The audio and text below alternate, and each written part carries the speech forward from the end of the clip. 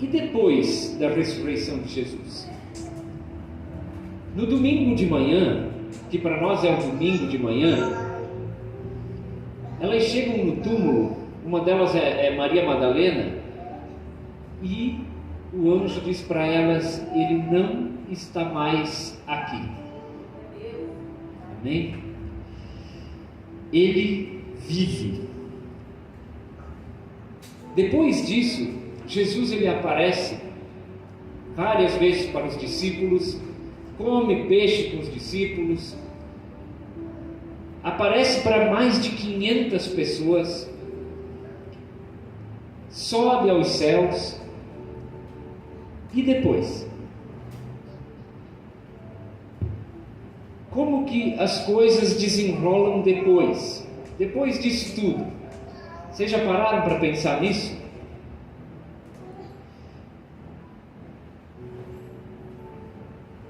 Apocalipse capítulo 4, depois do capítulo 3, onde tem as 7 cartas às igrejas da Ásia, João diz que: olhei, e eis não somente uma porta aberta no céu, como também a primeira voz que ouvi, como uma trombeta, a falar comigo, dizendo: sobe para aqui, e te mostrarei o que deve acontecer depois dessas coisas. Imediatamente eu me achei em espírito, e eis armado no céu um trono, no trono alguém sentado, e esse que se achava assentado é semelhante ao aspecto de pedra de jaspe e de sardônio, e ao redor do trono há um arco-íris semelhante no aspecto à esmeralda. Ao redor do trono há também 24 tronos, e assentados neles 24 anciãos, vestidos de branco, em cujas cabeças estão coroas de ouro. Do trono saem relâmpagos, vozes, trovões, em outra tradução diz estrondos, e diante do trono ardem 7 tochas de fogo, que são os 7 Espíritos de Deus. Há diante do trono como que mar de vidro, semelhante ao cristal, e também no meio do trono e à volta do trono 4 seres viventes cheios de olhos, por diante e por detrás. O primeiro ser vivente é semelhante a um leão, o segundo semelhante a um novilho, o terceiro tem o rosto como de homem, o quarto ser vivente é semelhante à águia quando está voando, e os 4 seres viventes, tendo cada um deles respectivamente 6 asas, estão cheios de olhos ao redor e por dentro, e não têm descanso nem de dia e de noite, proclamando: Santo, Santo, Santo é o Senhor Deus o Todo-Poderoso, aquele que era, que é, que há de vir.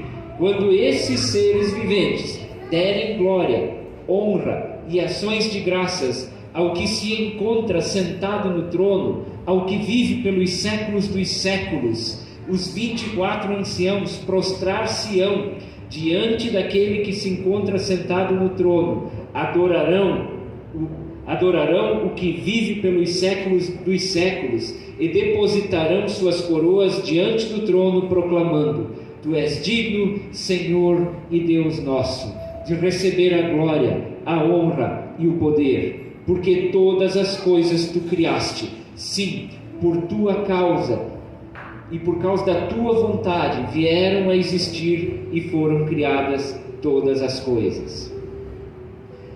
Eu queria que vocês olhassem, imaginassem essa cena.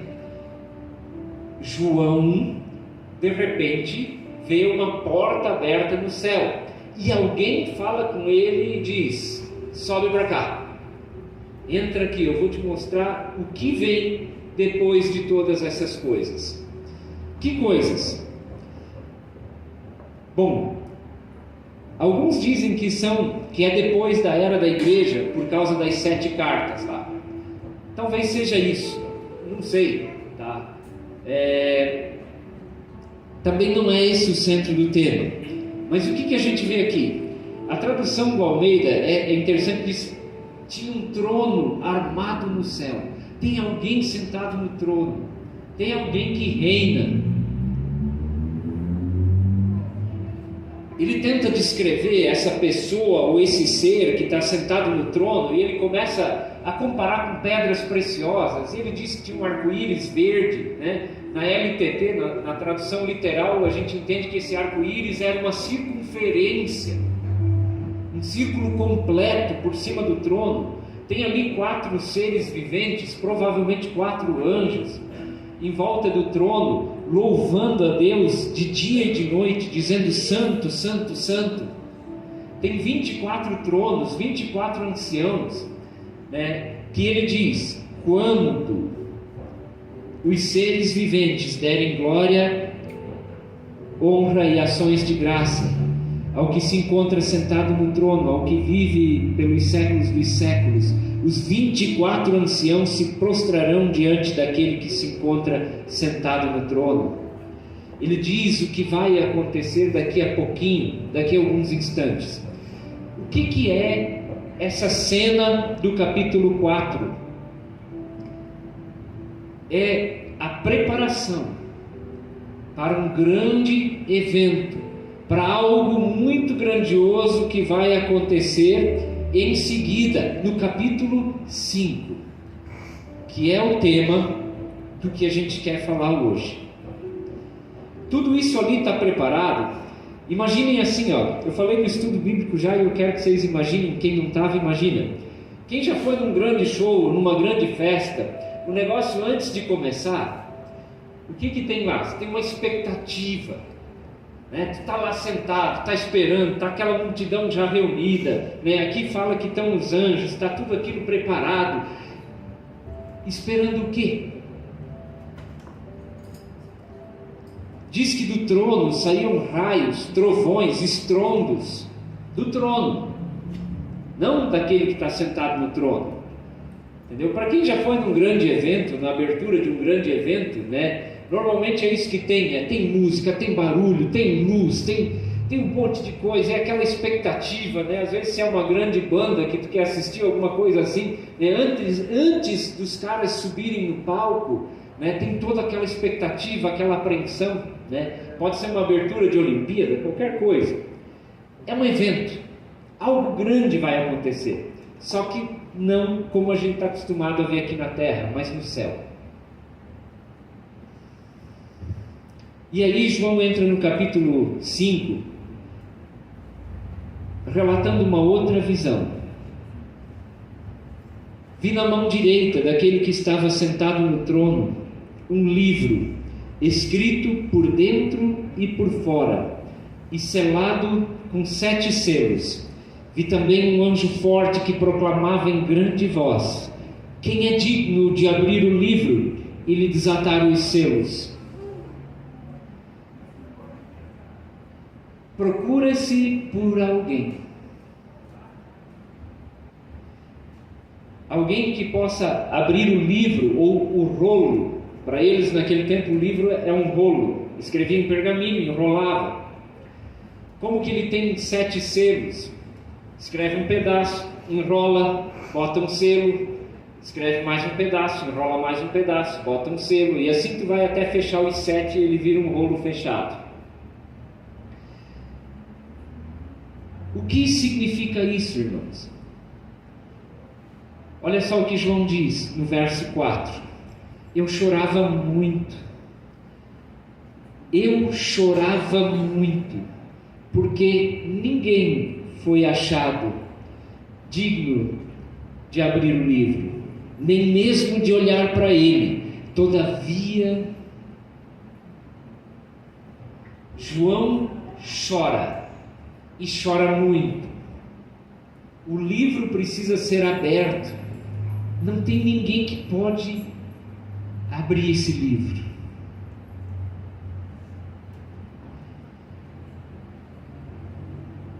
Ninguém podia sequer olhar para ele. Ora, nem no céu, nem sobre a terra. Verso 3: nem debaixo da terra, ninguém podia abrir o livro, nem mesmo olhar para ele. E eu chorava muito, porque ninguém foi achado.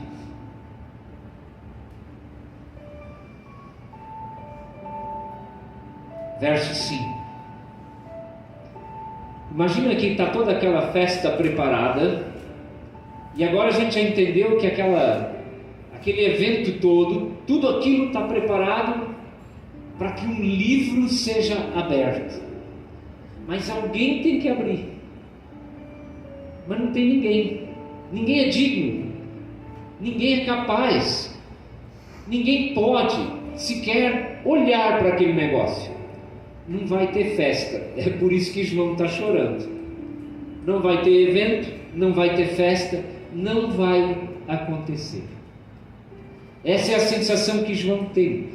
Lembra? Ele está vendo, acompanhando uma grande festa, um grande evento no céu. O Senhor, o próprio Senhor Jesus convida ele para assistir isso. Verso 5. Todavia, um dos anciãos, um daqueles 24 lá, me disse: não chores. Eis que o leão da tribo de Judá, a raiz de Davi, venceu para abrir o livro e os seus 7 selos. Tem alguém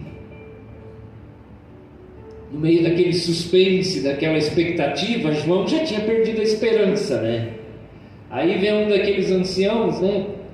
A gente pode imaginar um lá que sabe o que está acontecendo, dá um tapinha nas costas do João, diz: não chora.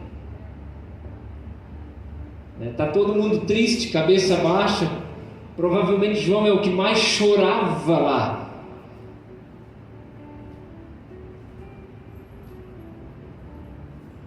Isso é consolador, não é? Alguém já passou por isso? Você está muito triste, está chorando, alguém vem, põe a mão no teu ombro, dá um tapinha e diz: não chora. Eu tenho a resposta para o teu problema. Eu tenho a solução do teu problema. O leão da tribo de Judá, ele venceu para abrir o livro e os seus 7 selos. Então, verso 6, eu vi no meio do trono e dos 4 seres viventes, e entre os anciãos, de pé, um cordeiro, como tendo sido morto. A banda chegou. O centro da festa chegou. Aquele que era esperado, aquele que todo mundo esperava. A esperança chegou. Para quê?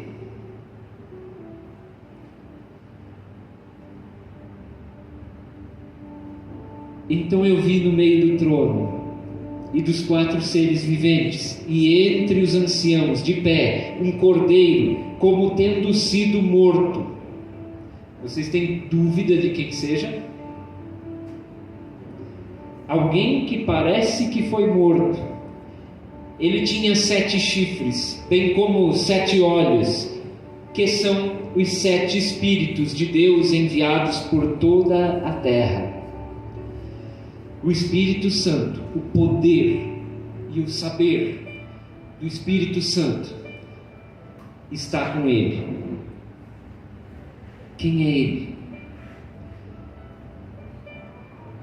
Um cordeiro como que se tivesse sido morto. Não tem dúvida nenhuma que esse cara é Jesus. E ele está lá, naquele momento. João foi convidado para assistir isso. Naquele momento ele está ali para abrir aquele livro. Agora vocês imaginem o seguinte, vocês imaginam uma cena que é o seguinte, ó. Aparece um cara lá que pode pegar aquele livro. Agora é expectativa. Ninguém sabe o que vai acontecer. Será que ele pega o livro ou não pega? Será que abre ou não abre? Será que esse sujeito que parece que foi morto pode realmente fazer isso? E eu imagino Jesus caminhando na direção do trono, e cada vez mais perto, e naquela hora já está todo mundo assim, ó, né? Aquela expectativa. E ele toma, põe a mão no livro e toma da mão daquele que está sentado no trono. Gente, esse momento ele é tão incrível, ele é tão esperado, que diz o seguinte, verso 7: veio, pois, e tomou o livro da mão direita daquele que estava sentado no trono. Glória a Deus. E quando tomou o livro, os 4 seres viventes e os 24 anciãos prostraram-se diante do Cordeiro, tendo cada um deles uma harpa e taças de ouro cheias de incenso, que são as orações dos santos, e entoavam um cântico novo. No mesmo instante que Jesus põe a mão no livro, aqueles 4 seres viventes, os 24 anciãos, que são gente que nós não sabemos quem são, mas eles têm autoridade. No capítulo 4 diz que eles têm coroas, são reis. Quando o Senhor põe a mão naquele livro, tudo isso, todos esses aí, eles se jogam no chão e se prostram aos pés de Jesus Cristo.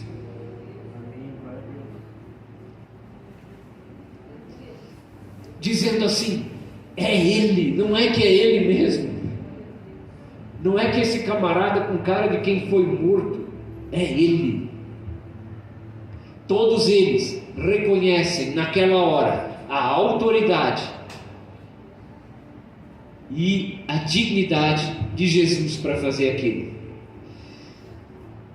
Olha só, parênteses só para... Tendo cada um deles na mão uma harpa e taças de ouro cheias de incenso, que são as orações dos santos.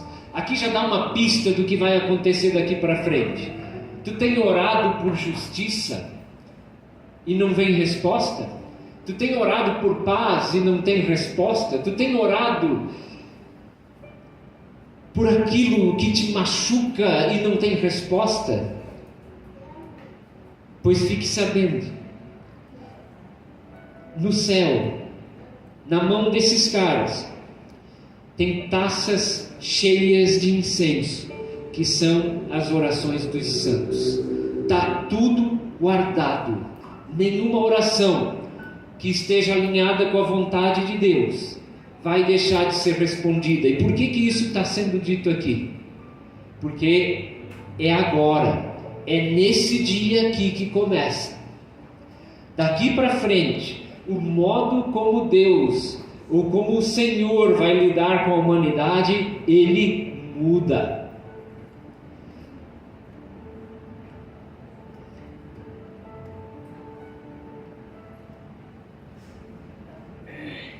Os anciãos e esses 4 seres viventes se jogam no chão aos pés de Jesus e entoam um novo cântico, dizendo: digno és de tomar o livro e abrir-lhe os selos, porque foste morto e com o teu sangue compraste para Deus os que procedem de toda tribo, língua e nação. Para o nosso Deus e para o nosso Deus os constituíste reino e sacerdotes.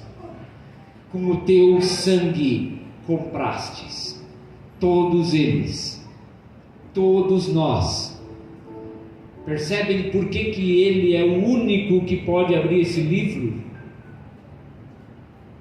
Digno és de tomar o livro e abrir-lhe os selos, porque foste morto e com o teu sangue para Deus compraste para Deus os que procedem de toda tribo, língua, povo e nação.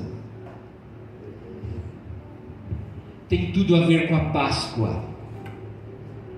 Ele pagou naquela cruz o preço pela tua vida, meu irmão, pela minha vida.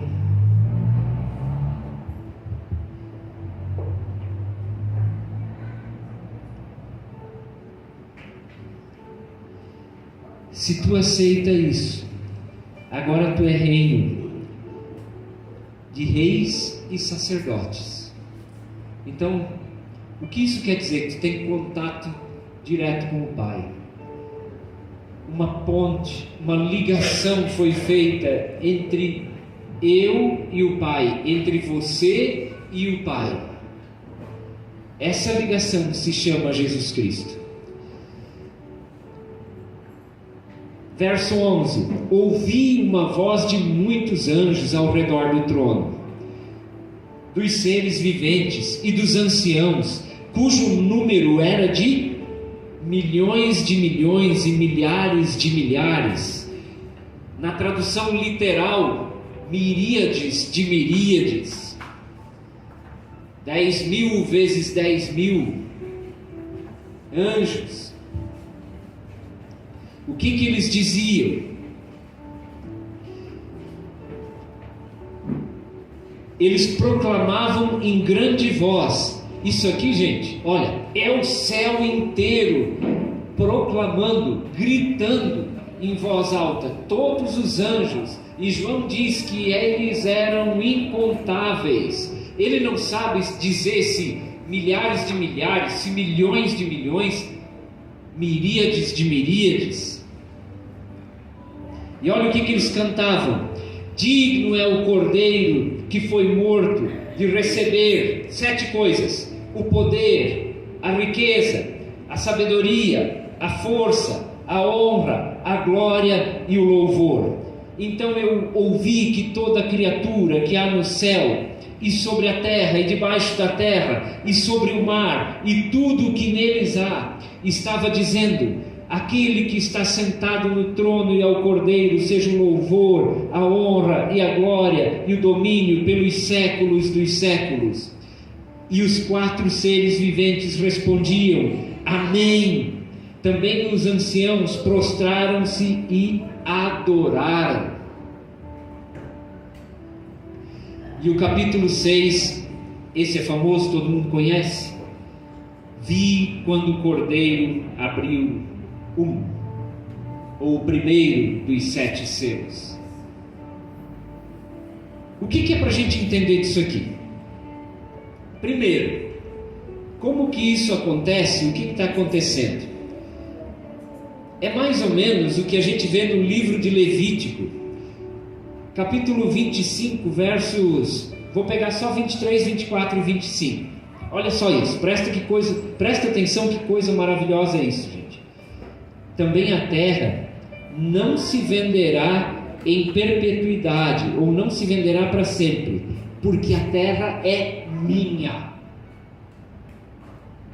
Deus falando. Pois vós sois para mim estrangeiros e peregrinos. Portanto, em toda a terra da vossa possessão dareis resgate à terra. Já vou dizer o que significa isso, parece confuso. Se teu irmão, o verso 25 já explica bem, se teu irmão empobrecer e vender alguma parte das suas possessões, então virá o seu resgatador, o seu parente, e resgatará o que o seu irmão vendeu ou perdeu. A lei que Moisés dá aqui, ou que o Senhor dá através de Moisés, diz o seguinte, que eu não vou ler o texto todo, mas resumidamente ele fala assim, a cada 50 anos vocês vão contar 7 semanas de anos, ou seja, 49 anos, e a cada 50 anos, se algum irmão perdeu tudo que tinha, se ele tiver alguém capaz de pagar, ele tem o direito de comprar de volta. Esse ano é chamado de o ano do jubileu. Olha que legal isso. Jubileu é uma palavra que muito provavelmente vem do hebraico, de uma palavra hebraico que quer dizer, da palavra, aliás, Yobel. Palavra hebraica Yobel, que quer dizer carneiro ou cordeiro. No ano do cordeiro, se tu tiver um resgatador, toma de volta o que tu perdeu. Deixa eu te explicar o que isso significa. Irmãos, por causa do pecado, nós perdemos tudo o que nós tínhamos. Vocês entenderam? Adão, quando peca, ele perde tudo. A terra, o mundo, a criação era para nós. E nós a perdemos para o diabo por causa do pecado. O que está acontecendo no Apocalipse é exatamente isso que diz em Levítico: se tu tiver um resgatador no ano do Cordeiro, tu vai tomar tudo de volta. O teu resgatador é Jesus Cristo. A vida que nós perdemos por causa do pecado, ela vai ser tomada. Aqui no capítulo 5 de Apocalipse acontece a cerimônia, o dia, o grande dia em que Jesus mete a mão naquele livro e toma de volta aquilo que a gente perdeu. Quando nós pecamos, nós perdemos a nossa vida, nós perdemos tudo. Quando eu digo perdeu tudo, para a gente entender bem, nós fomos condenados ao inferno. Ponto. Inferno é pior do que você possa imaginar. É pior do que eu possa imaginar. É longe, eu falei no começo do culto, para sempre, né? É longe de Deus para sempre. Não tem mais esperança, não tem mais jeito, não tem mais solução, não tem mais volta, não dá mais para voltar para trás. Não tem mais nem como voltar para Deus e dizer: Deus, eu quero fazer diferente. Não tem mais contato com Ele. Acabou. Vocês entenderam como isso é sério? Quando fala do livro, a gente consegue entender melhor Jeremias capítulo 32. Olha só, olha como isso está ligado, entrelaçado, profetizado no Antigo Testamento. Quando Jeremias cumpre essa lei que é dada em Levítico, ele diz que o Senhor veio para ele e disse: olha, compra as terras de Ananel. Era primo de Jeremias, tinha que comprar. E era assim, ó, Jeremias diz nos versos 11, só para a gente entender: assinei a escritura, fechei-a com um selo, chamei as testemunhas, pesei o dinheiro numa balança, tomei a escritura de compra, tanto a selada, segundo mandam as leis e os estatutos, como a cópia aberta. Quando se faz uma escritura de uma coisa, é igual hoje em dia. Tu tem escritura de um terreno, de uma terra, uma cópia fica lá no cartório. Era assim. Essa cópia era colocada no templo, era guardada, selada. O que está na mão daquele que está sentado no trono, irmão, é a escritura que o Senhor vai tomar a terra de volta. Tudo aquilo que nós perdemos no dia que o Senhor se entregou naquela cruz, Ele se tornou digno de ser o nosso resgatador, de tomar tudo de volta, porque Ele pagou com o seu sangue. É isso que acontece no capítulo 5 do Apocalipse. João sabia disso. Por isso que ele chorava. Ele pensou: não vai ter resgate, não tem chance, não tem volta. Mas aquele que morreu na cruz, o nosso Senhor Jesus Cristo, Ele é o nosso resgatador. E a partir dali, do capítulo 5, Ele assume o comando do universo. Toda a honra, todo o poder, toda a glória, todo o conhecimento naquele dia é entregue nas mãos dele. E ele começa a abrir o livro e vai começar a cumprir o plano de resgate de Deus. Satanás, ele odeia que você leia isso. Por isso que todo mundo tem medo do Apocalipse, sabia? Porque aqui diz com todas as palavras que o Senhor pagou, que o Senhor resgatou, e que se tu crer nele, tu és salvo. O teu resgatador é digno de te devolver tudo aquilo que tu perdeu. Amém? É por isso que nós cremos. E quando eu falo isso, eu estou falando de vida eterna, de viver para sempre, sem tristeza, sem dor. O jeito que nós vivemos, obra não salva ninguém, irmão, mas a obra é a evidência de que você foi salvo. A forma como nós vivemos é que denuncia se nós somos salvos ou não, se nós cremos ou não. Leva isso a sério, porque como eu falei no começo, a gente não sabe se a gente passa dessa noite.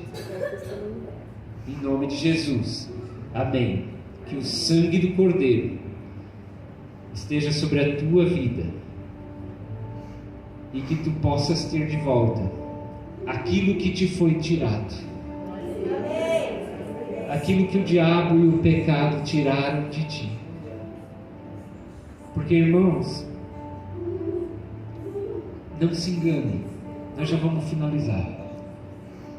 O diabo, ele não brinca, ele quer te destruir. E nós somos enganados por ele, porque muitas vezes a gente pensa que quem está tentando nos destruir são pessoas, e a gente dispara contra as pessoas. Isso é ingenuidade. A gente precisa disparar contra aquele que está por trás dessas coisas.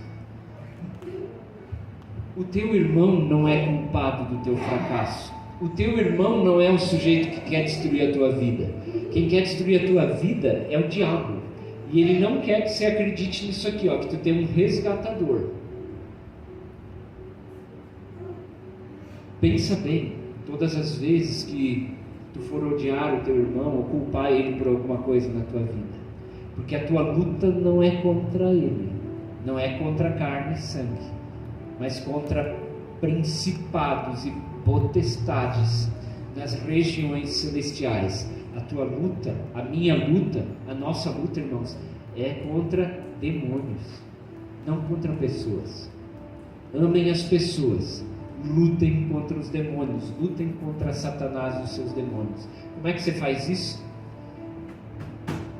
Jesus. Amém. Porque ele já venceu, ele já botou debaixo dos pés dele o diabo e os seus demônios, já esmagou debaixo dos pés dele.